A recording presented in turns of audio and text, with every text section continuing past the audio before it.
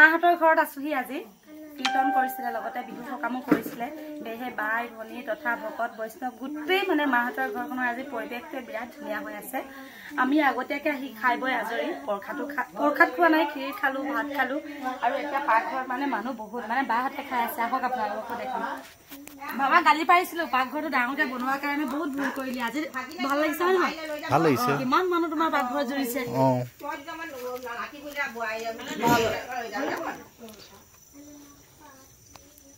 হেলাগোলা শেষ নহয় নি তোমালোকৰ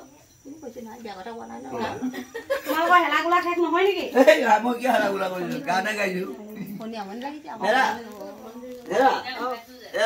মা সকামখন শেষ হৈ লওক আকৌ লৈ যামগে বুলি কৈছো অ মা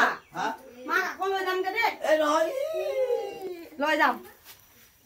এবাৰ 3 দিন হব হব হব অকলে থাকিবা দেই যদিহে মোৰ বাইদেউৰ লগত যাবলগীয়া হয় মই যদিহে নেপাললৈ যাও মই পইচা দিম 5000 যাম মই কৈ দিম নহয় বাইদেউ যাবিগে মই 5000 দিম হ'ব পাৰিবি না যাবলৈ মই ডাইৰেক্ট 5000 দিম যাবি নেপাল জীয়াই থকা দিনটোতো যদি নেপাললৈ গৈ নেপাও মৰিলেও আৰু নেপাল যাবলৈ হয় নহয় সেইকাৰণে জীয়াই থকা দিনটোতে বোৱাটোক মই আশা পূৰণ কৰিম আমি খাই মই আজৰি যে সেইকাৰণে যোনে খাইছে এফালে ৰাখিয়ে খাইছে বায়ে খাইছে এফালে ৰাখিয়ে খাইছে সেইফালে কণিকাই খাইছে আৰু সেইফালে আমি গোটেইখিনি খাই বৈ আজৰি হৈছো একদম নেচৰ